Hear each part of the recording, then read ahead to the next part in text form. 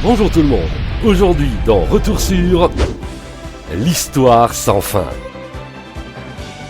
Film allemand réalisé par Wolfgang Petersen d'après le roman de Michael Ende, mais le film ne parcourt que la première partie du roman, la seconde sera légèrement développée dans une suite parue en 1990, mais on y reviendra plus tard. Avec au casting le tout jeune Barrett Olivier, oui, il a bien changé, qu'on a pu voir dans Daryl en 1985, mais également dans Cocoon en 85 également, et dans sa suite en 1988. Il a également fait des apparitions dans Hulk 2000 ou encore Les Routes du Paradis. Et avec également à l'affiche le jeune Noah Hathaway, lui aussi, il a bien changé dans le rôle d'Atreyu, on l'a également vu dans 8 ça suffit, dans Mork et Mindy ou encore une apparition dans la série Chips. Et quant à la musique du film, on la doit au célèbre saxophoniste allemand Klaus Doldinger, qui est également le compositeur de la musique de Das Boot, également mis en scène par Wolfgang Petersen. En parlant de musique, on ne peut pas passer à côté de la chanson de Neverending Story interprétée par Limahl, de son vrai nom Christopher Hamill Limahl, succès mondial avec la chanson du film en 1984. Limahl qui était bien entendu l'ex-leader du groupe anglais Kajagoogoo, souvenez-vous de ce tube Too Shy.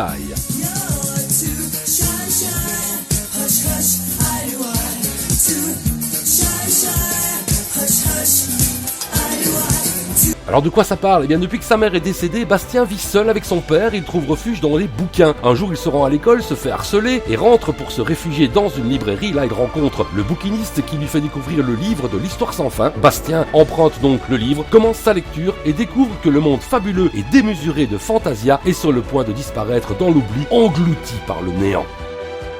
Alors ce qui est rigolo, c'est qu'il existe vraiment une librairie qui se nomme l'Histoire sans fin. Oui, elle se trouve en France, dans la petite ville de La Roche-sur-Foron, plus précisément à quelques encablures de la frontière suisse, près de Genève. Donc si vous passez par là.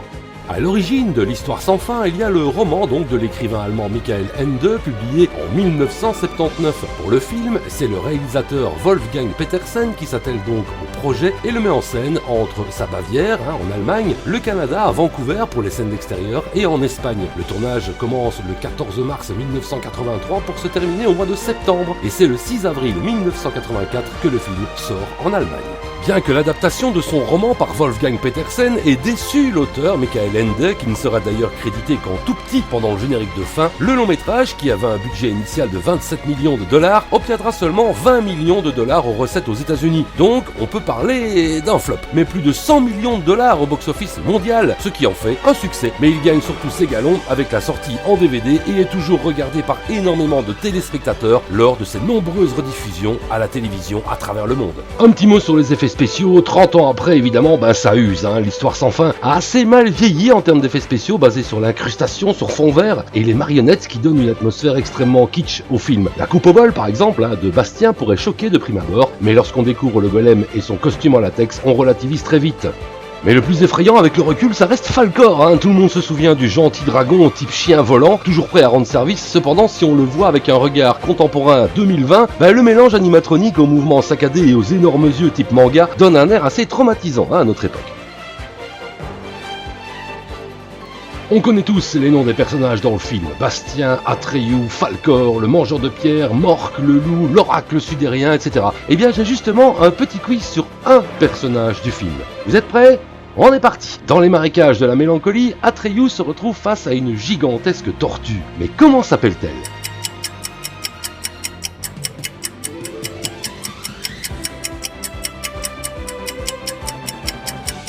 Vous avez trouvé ? Bravo ! En effet, il s'agit de Morla, le Vénérable. Et bien voilà, c'est sur ce petit quiz que c'est un... Ouais, qu'est-ce qui se passe ? Ah bon ? Il y a eu une suite. Quoi ? Un troisième film ? Oui, une série TV. Oui, une série animée. Bon j'imagine qu'il faut en parler aussi alors.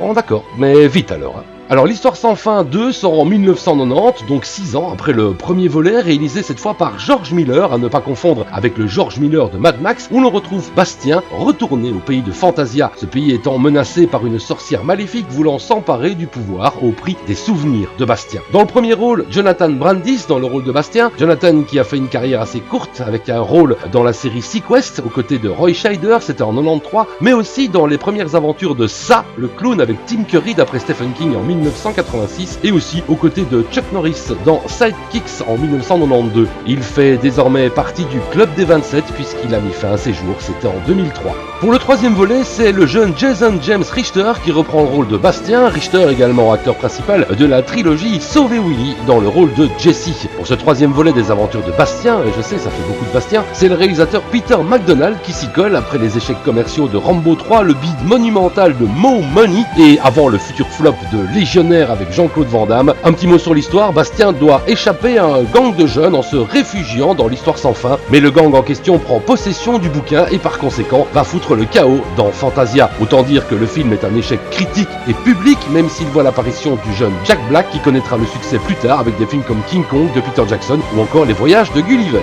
En ce qui concerne la série TV, c'est une autre histoire, sans fin. Série TV en 13 épisodes, disponible en coffret DVD qui reprend l'intrigue de base, Bastien, le livre magique, Laurine, le Fantasia, bref, rien de bien nouveau, mais si vous êtes fan, jetez-y un coup d'œil, le lien du premier épisode se trouve dans la description. Concernant la série animée maintenant, Bastien retourne donc à Fantasia pour y vivre des aventures extraordinaires en compagnie de son dragon porte-bonheur Falcor. Si dans notre monde il est un petit garçon comme les autres, à Fantasia il devient un héros grâce à sa débrouillardise et à son courage. Il parvient toujours à tenir tête aux méchants et à triompher des dangers. Une seule saison de 26 épisodes de 26 minutes chacun, diffusée à l'époque sur la chaîne Gulli. Uniquement évidemment pour les méga fans, car ici pas de réelle surprise. Une petite anecdote quand même, c'est Brigitte Lecordier qui prête sa voix à Atreyu dans le dessin animé. Vous savez, Brigitte très connue dans le monde du doublage pour la voix française de ceci. Nuage magique! Ta-na-na-na-na! Yeah! Kamehameha!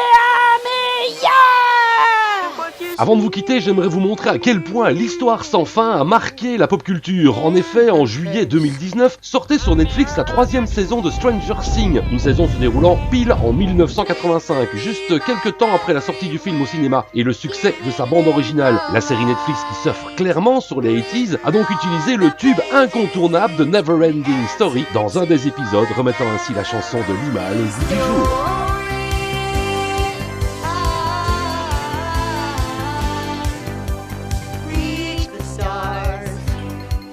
Et voilà qui met un terme à ce retour sur l'univers de l'histoire sans fin. On l'a vu avec ses succès mais aussi ses nombreux échecs. Si vous avez aimé la vidéo, n'oubliez pas de liker, partager, commenter, vous abonner. Quant à moi, je vous dis salut et vous donne rendez-vous très bientôt pour un nouveau retour sur